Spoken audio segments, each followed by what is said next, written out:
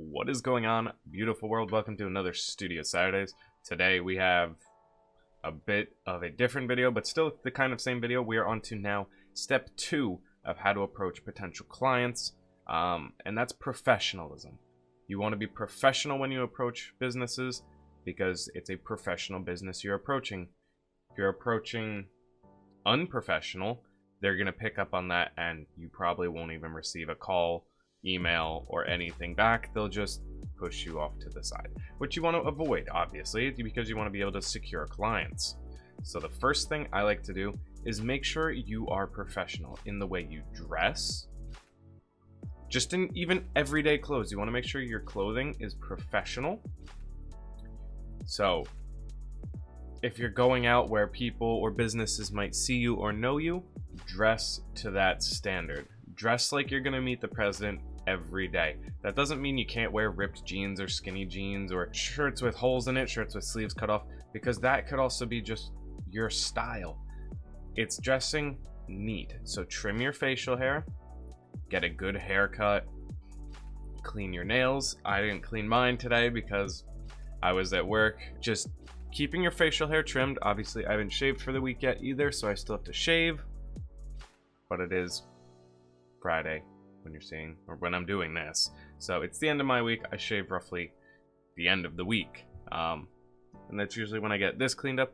So over the weekend I go get a haircut, clean up my facial hair, trim my nails, make myself look good. If you have clothes and stuff with stains on them, avoid wearing those, because that's just, people are going to see you are sloppy because you obviously spilt food and stuff on you that you got stains. And they're going to assume that's what your work is like. Your work is sloppy as well. You're not detail faceted. You're not really paying attention. So you want to make sure you're professional. Obviously pick up like a business casual outfit, a suit maybe, depending on which height of clients, if you're doing any in-person meetings. Otherwise, over the phone or anything like that, or if you're doing a voice call email, make sure you get a quality microphone. So this way you're not trying to hear through your Hello Kitty phone case and it just sounds really garbled and shitty on their end. So you want to be able to make sure you have a clear, good connection. So this way when you're speaking with them, they can hear your voice. You want to sound deep and confident in your voice. You don't want to be like, yeah, so then I was thinking about doing this, but then, you know, I really wanted to do this as well. And more hyperactive and uptoned your voice is, although you can be excited about a project, it makes you seem antsy, anxious, and it's unprofessional. So when you're speaking, be deep and confident with your words so people know to take you serious, because what you have to say is important, because you won't repeat yourself. Understand? Also, avoid from doing hand motions. I do them while I'm sitting here, and you guys put the seat in my shoulders, just because like I don't want to touch my keyboard, but I want to touch my keyboard. So that's like my thing. It's like I have to do stuff with my hands, otherwise I touch things, and that doesn't look good either. So when you're speaking, you just want to be deep, confident in your voice. You want to know that there's, without a uncertainty of doubt, or certainty of doubt, whatever the good one is, that you're confident with your voice, with the words you are telling someone, because you're confident in your work. That's going to reflect. If you're not confident in your work, your voice will be shaky, high, agitated, because you're just seeing them as a paycheck and not as a client where you're providing value to them. Moving forward past that, the next thing you want to do is you want to make sure your social media is professional, because no matter what, brands can and will find you when you approach them by doing background searches on just your name, the email address you reach out to them at, the phone number you attach, things like that. Your contact information becomes your worst enemy when approaching a brand, because they take that and they put it into searchers and they find out things about you that you probably don't remember, or you do remember and you're currently doing, but you didn't think they were going to find out. So one thing I like to do is, let's go here. So now you guys can see this is my Twitter. I like to keep everything really short, simple. So to fit in with my Twitter blacked out theme, black background, Decent headshot, shoulders up. And then I have some pictures of my work as my Twitter header.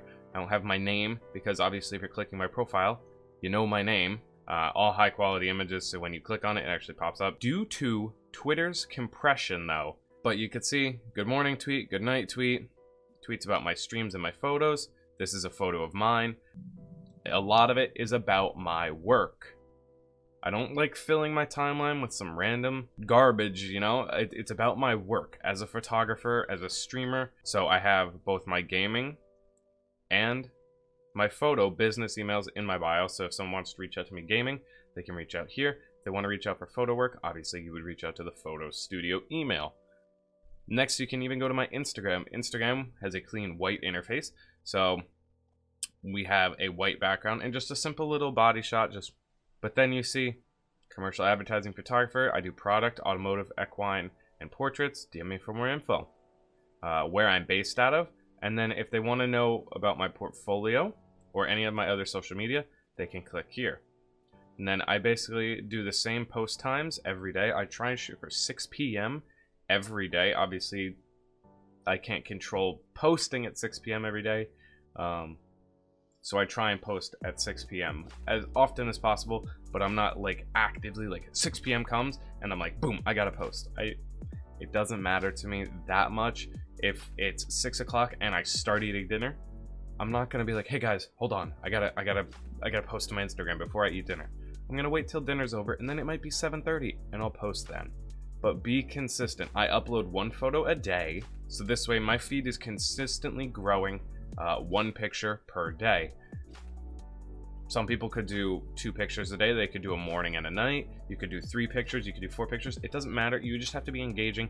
Create stories as well. Will add to your portfolio and just your professionalism so people can hear your voice, see what you're doing, that you're actually making an effort into things. Then you also need a LinkedIn profile.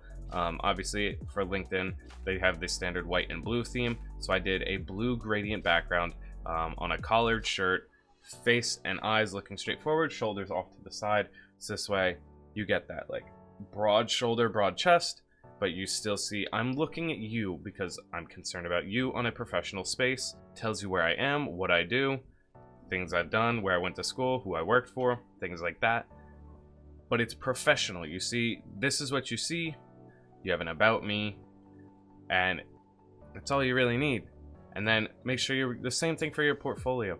Obviously for my portfolio, I took my Instagram picture because I felt it fit nice here, especially on Behance. And then I also took my Twitter header. I need to get a new one here, as it doesn't obviously fit. And then just have your projects laid out. Just obviously I have client work, and then I have just automotive and stuff. But you want to make sure when people click on subjects and stuff, they're seeing your best work first. So when people click on product work, you're seeing my best work first. Obviously, I think these watch photos are my best photos.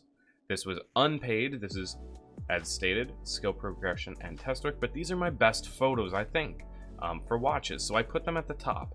And then obviously, if we move down, I think I did a really good job with this Michael Kors card wallet. So I put that second on the list. Then come in beverages. I really love doing beverage shots. So, but you want to make sure that even when people click on client work, they're seeing your best work. Images that you got the most engagement from on social media and stuff like that. That's what'll tell you what your best work is. Whether you think it's your best work or not, social media engagement will tell you otherwise. And just making sure you're seeing people's best work first, their highest quality images, things like that are the first things people are going to see when they click on your portfolio or click on different images. You want to make sure they're seeing the highest quality of work. So that's it for this video. Professional. Be professional. Be confident. And don't seek a paycheck from a company or a brand or a person. Seek to add value to their company, because they're going to see that amount of value you add to them, and they're going to see that as your value. And that's where your dollar sign is. The amount of value you add to a brand is the amount of money they're willing to pay for your work, because you're bringing in that extra money for them.